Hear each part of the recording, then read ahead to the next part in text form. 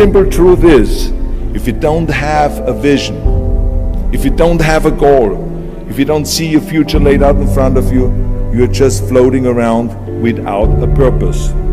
And I think that the numbers speak for themselves. This is why so many people around the world are unhappy with their jobs. I mean, in America, 74% of the people hate their job and would like to change jobs. Now think about that. That means that only a quarter of the Americans love their life's work. I mean, that is a very depressing statistic.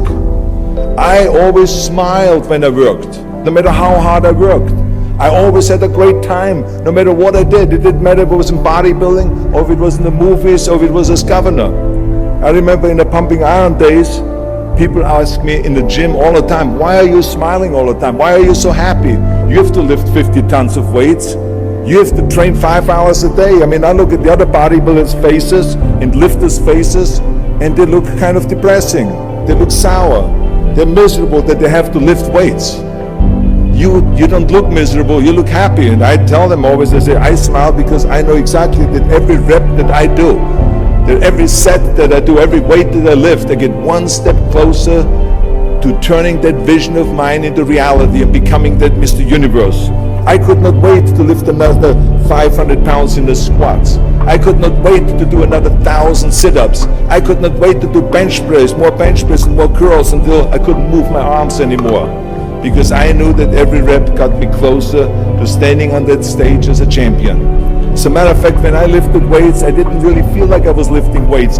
I felt like I was lifting a trophy over my head each time I lifted.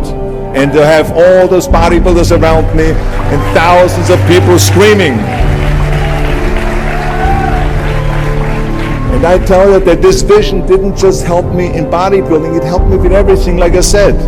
I remember in the movie business, there was many times stunts that I had to do where I got hurt, where I was in pain, in agony, and had to do it over and over again. I remember one incident specifically on Conan the Barbarian. There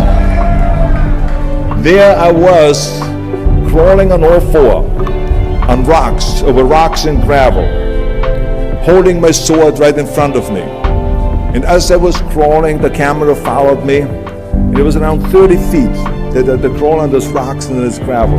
And eventually, after 10 takes, my elbows, my knees started bleeding and hurting. And the director came to me sheepishly and said to me, he says, do you mind if we do another take? I need a close-up of you. And I said to him, no, I don't mind at all. I said, go and do as many takes as you want. He says, no, I don't want to do that because I know you're in pain, you're bleeding. I said, no, I don't feel any pain. I said, the only thing I see is the finished scene. I see the finished scene of me crawling on all four with my sword in the front, crawling up and sneaking up behind Thulsa Doom, the main villain of the Conan movie that killed my parents, and rising up behind him and cutting his head off. That's what I see. Remember, crush your enemies, see them driven before you, and hear the lamentation of their women.